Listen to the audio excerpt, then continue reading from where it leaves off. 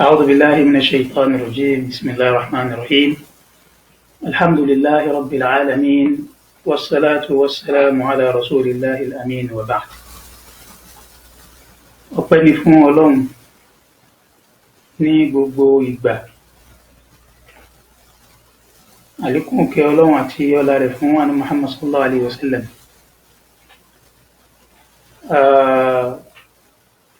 Eléyìí ni ṣókí nípa kí ni àwọn àǹfààní tí a fẹ́ jẹ nínú èyí tí Ọlọ́run fọ́n sí ayé lásìkò yìí tí a mọ̀ sí coronavirus COVID-19. Kí láǹfààní tá a fẹ́ jẹ ńbẹ̀? Nítorí pé àwọn bàbá wa ilẹ̀ Yorùbá máa ń sọ pé ewé kan ò ní jábọ́ kí ìmọ̀ Ọlọ́run ó má sí níbẹ̀. Yálà àwọn kan ni wọ́n jẹ́ sábàbí ẹ̀ ni àbí fúnra Ọlọ́run ló fi ránṣẹ́ sáyé, kò sí èyí tó ṣẹ̀yìn Ọlọ́run ńbẹ̀. Ọlọ́run ò ní ṣe nǹkan kan àfi kó nídìí. Kì í sì ṣe pé gbogbo ohun tọ́lọ́run ń ṣe náà ni ó ń jẹ́ abala àti ìkónira bá wa àbí àti fi ṣe àdánwò, bí kò ṣe pé ó ń bẹ nínú ẹ̀ ó ní abala tó ti wúlò. Ọ̀pọ̀lọpọ̀ ohun tí à ń gbọ́ àti èyí tá à ń sọ láàrin ara wa nípa tó wà níta yìí, òun ní abala àìdá rẹ̀, bẹ́ẹ̀ sì ni òun náà ní abala tó dáa. Nínú abala tó dáa fún èyí tó wà níta yìí, òun náà ni pé gbogbo wa Ọlọ́run fẹ́ kí á mọ nǹkan kan tó jẹ́ pé wáàsí ṣe fún wa àbí èyí tá a bá ń gbọ́ tá a bá ń kàn ń kà, ó ṣeé ṣe kí iṣẹ́ tí eléyìí ó ṣe kí ó ju àwọn yẹn lọ. Alákọ̀ọ́kọ́ ni pé Ọlọ́run fẹ́ kí á mọ bóun ṣe tó, nítorí pé àìmọ̀ títóbi Ọlọ́run jẹ́ ọ̀kan pàtàkì nínú tí ó ṣokùnfà àìṣedéédéé wa sọ́lọ́run àti àìfún Ọlọ́run ní ẹ̀tọ́ ẹ̀. Irú àwọn nǹkan wọ̀nyí ni yóò ta wá jí láti lè jẹ́ ká mọ báwo ni Ọlọ́run ṣe tó. Títóbi Ọlọ́run lórí wa àti gbogbo tó dá lápapọ̀, nígbà tí ó bá ń ṣe àwọn nǹkan tí a padà rí pé apá wa ò ká àfi ká ké pè é, eléyìí yóò ṣe àfirinlẹ̀ títóbi Ọlọ́run lẹ́mìí wa ju tẹ́lẹ̀ lọ. Ó ṣeé ṣe kó jẹ́ pé àwọn kan nínú àwọn èèyàn ni wọ́n jẹ́ sábàbí ẹ̀, ṣùgbọ́n tòun ti bẹ́ẹ̀ náà èèyàn lè dáná tán tágbára rẹ̀ ò ní tó láti pamọ́. Ó rọrùn kéèyàn ó dáná fúnra ẹ̀, ṣùgbọ́n kí àti pa ó nira fún un. Àpèjúwe náà lè tọ́ wa ń ta yìí, k'Ọlọ́run kí ó kó wa yọ níbi aburú rẹ̀. Àmọ́ bí nǹkan yìí ṣe lágbára tó, bó ṣe tóbi tó sì jẹ́ pé inú àǹfààní tó yẹ ká jẹ ńbẹ̀ ni pé ká fi mọ b'Ọlọ́run ṣe tó, ká fi lékún nípayà Ọlọ́run, ká fi lékún níbẹ̀rù Ọlọ́run, ká fi lékún ní mímọ agbára Ọlọ́run, ká fi ronú, ká fi jókòó, ká fi pera wa wálé. Kàkà bẹ́ẹ̀, ọ̀pọ̀lọpọ̀ ṣe la tún mu nímú awẹ́wa, ìmu ẹ̀fẹ̀, ìmú àwàdà, ní n tó jẹ́ pé tí èèyàn bá rí àwọn tí wọ́n ń fojú winá rẹ̀, téèyàn bá rí n tójú wọn rí, èèyàn ó bú sẹ́kún. Ṣùgbọ́n tòun ti bẹ́ẹ̀, ńṣe la fi ń ṣeré. Ẹ̀yin ọmọ ìyá mi, Ọlọ́run sọ fún wa nínú Al-Qur'an ká má gbàgbé o pé وآتينا ثمود الناقة مبصرة فظلموا بها. Ọlọ́run ní tá a bá ń fi àwọn àmì ránṣẹ́ sáyé, àìṣàdédé fi ránṣẹ́, a máa nídìí tá a fi wọ́n ránṣẹ́.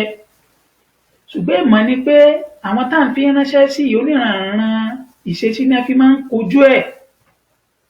Bẹ́ẹ̀ sì ni nínú èròǹgbà àwọn Ọlọ́run ni pé kí ni wa ma nursilu bil ayati illa takhwifa. Ọlọ́run ní nínú nǹkan pàtàkì tá a máa ń torí ẹ̀ rán àwọn àrísàmì yìí sáyé, òun ni pé láti fi lè kó ìbẹ̀rù sí wọn lọ́kàn nípa Ọlọ́run, láti lè jẹ́ kí wọ́n ó lè mọ bọ́lọ́run ṣe tó wọn ó lékún nípa ayọ̀ Ọlọ́run. Ṣùgbọ́n tòun ti bẹ́ẹ̀, ká wo àyíká wa, ká wo tó pọ̀ jù nínú tí ń káàkiri lórí afẹ́fẹ́ bí àwàdà bí eré lámúkiní yìí, ní tó jẹ́ pé látara rẹ̀ oníranran àdánwò, oníranran aburú ló ti báyé. Gbogbo orílẹ̀-èdè ayé pátá padà di ibi tí ò ti sí fọ̀kànbalẹ̀ mọ́. Gbogbo orílẹ̀-èdè ayé pátá ó di ibi tí wọ́n ti ń ti gbogbo àyè pa tó fi dé ilé Ọlọ́run. Wọ́n ti odidi ilé Ọlọ́run pa, wọ́n ti kò sáàyè àti lọ kírun mọ́ ní mọ́sálásí, kò sáàyè àti kí júmọ̀ mọ́, kò sáàyè àti lọ ṣe tọ̀wáàfù ilé Ọlọ́run mọ́, kò sáàyè àti ṣe umra mọ́. Gbogbo àdánwò yìí bó ṣe lágbára tó yìí, Ọlọ́run fẹ́ ká fi mọ bóun ṣe tó ká lè lékún nípa ìyà ẹ̀ ni. Ṣùgbọ́n ṣé kìí ṣe pé ṣe la tún mu nímú awẹ́wà bí?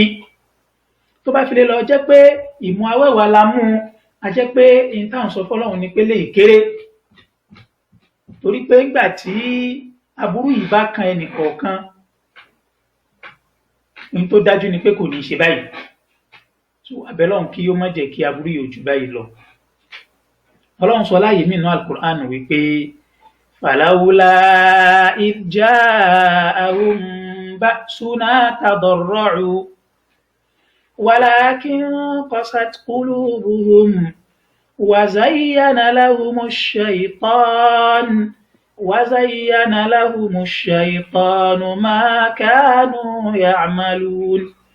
Ọlọ́run ní tó bá lọ jẹ́ pé ńgbà tí ìntàfẹ́ wá látọ̀dọ̀ Ọlọ́run ń ṣe látara ẹ̀ mọ bóun ṣe tó, tátara ẹ̀ mọ bá a ṣe mọ, tátara ẹ̀ sáré bá òun Ọlọ́run, ọ̀nà àbáyọ ọ̀bá tètè dé. Àmọ́ awẹ́wà tá a mú ìmú àwàdà, ìmú eré, kéèyàn kan ó máa bọ́ sáàrin àwọn èèyàn kó máa fi ṣeré pé kòrónà sóhun o, láì jẹ́ pé kòrónà ṣe. Kéèyàn kan ó bọ́ sórí atẹ́gùn kó máa fi kòrónà ṣe awẹ́wà, ní tó jẹ́ pé orílẹ̀-èdè àgbáyé lápapọ̀ ní sunkún lórí ẹ̀. Ẹ̀kọ́ àkọ́kọ́ tó yẹ ká mú bẹ̀, àǹfààní àkọ́kọ́ tó yẹ ká ṣe ń bẹ̀ ni pé ká padà sọ́dọ̀ Ọlọ́run, ká bẹ̀rù Ọlọ́run, ká fi mọ bọ́lọ́run ṣètò. Lábala kejì, nídàkejì ẹ̀ náà ni pé àǹfààní tá a mú níbi ìṣẹ̀lẹ̀ yìí, òun ni pé Ọlọ́run fi ń hàn wá bá a ṣe lẹ tó. Ìdàkejì tàkọ́kọ́, nígbà tá a bá mọ bọ́lọ́run ṣètò, á wà mọ bá a ṣe mọ, àwọn ọmọ èèyàn mọ bá a ṣe mọ. Tí èèyàn bá gbọ́n tí àwọn orílẹ̀-èdè kọ̀ọ̀kan ń sọ nígbà tí kìíní ìdójú ẹ̀, èyí ó mọ̀ pé àṣé kò sí alágbára. limanil mulkul yawm lillahil wahidil qahhar. Ọlọ́run wá fi ara ẹ̀ hàn alágbára. Nǹkan yìí wá débi pé àwọn orílẹ̀-èdè táwa ń wò ní alágbára ayé, wọ́n sọ fáyé pé ibi tọ́rọ̀ dé dó yìí, a rí ní orílẹ̀-èdè tó ní kálukú ẹ lọ máa múra lẹ̀ pé ẹ pàdánù àwọn olólùfẹ́ yín lásìkò yìí o. A rí orílẹ̀-èdè tí ń sọ pé ẹ̀yin aráàlú tọ́ agbára ọ̀ká. A rí orílẹ̀-èdè tí ń sọ pé ibi tá a gbìyànjú dé, ibi tágbára orí ilẹ̀ dé láti gbìyànjú dé yìí, agbára tó kù òun lágbára sánmà tá à ń retí. Kálukú wá ń fi ọ̀lẹ rẹ̀ hàn níwájú ará ayé pé bá a ṣe mọ́ rèé o, kò sàgbára mọ́ o.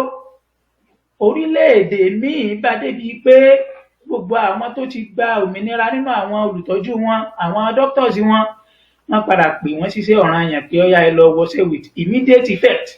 Ẹ lọ bẹ̀rẹ̀ iṣẹ́ lójijì. Àwọn tí ò tí tó gbàgbé ẹ̀rí pé wọ́n ti di doctor, ọ̀yá ẹ lọ bẹ̀rẹ̀ iṣẹ́. Nígbà tí agbára ti ń bẹ ńlẹ̀ kọjá tí wọ́n palẹ̀ mọ́ fún.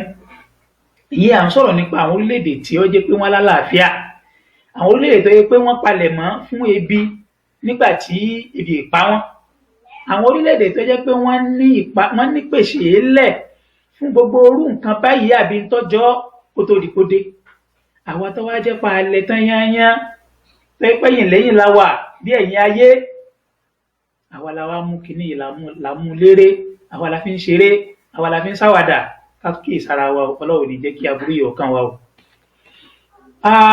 Nítorí àsìkò wa, kí ni solution sì ń tọ́ wà nílẹ̀ yìí, torí pé kò sí nǹkan kan láyé tó jádànwò tí ò ní ọ̀nà àbáyọ. Tí ìsọ àìsàn kan kalẹ̀ gẹ́gẹ́ bí Tàbí Ẹ̀sálàm sọ fún wa, àyàfi kó fi ògùn ẹ̀ lẹ̀ fún wa. So alimahu man alimahu wa jahilahu man jahila. Ẹni tó mọ̀ lọ́mọ, ẹni tí ò mọ̀ ò mọ̀. Ọ̀nà àbáyọ ń bẹ fún wa níbi tó wà nílẹ̀ yìí. Àkọ́kọ́ ọ̀nà àbáyọ tí yóò sì jẹ́ olórí rẹ̀, òun náà ni pé kí gbogbo wa ká ṣẹ́rí padà sọ́dọ̀ ká túnra wa ṣe. Ta ni nínú wa ń sìn tó ń rántí pé ó wá yẹ kí kóhùn máa ṣe fàájì káàkiri báyìí?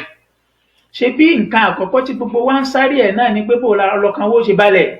Nǹkan àkọ́kọ́ tí gbogbo wa ń sáré ẹ̀ náà, nǹkan ẹlẹ́ẹ̀kejì tí gbogbo wa ń sáré ẹ̀ náà ni pé bó lè bí o ṣe nípa wá. So ìgbà náà láti ìsìn láti àṣìfọ̀kànbalẹ̀ ń bẹ nínú ọ̀ràn yẹn fún wa. Àṣekájẹ ká mú ó ń bẹ nínú tí ọjọ́ ọ̀ràn yẹn fún wa, yàtọ̀ sí ìtawà wa ń sáré ẹ̀.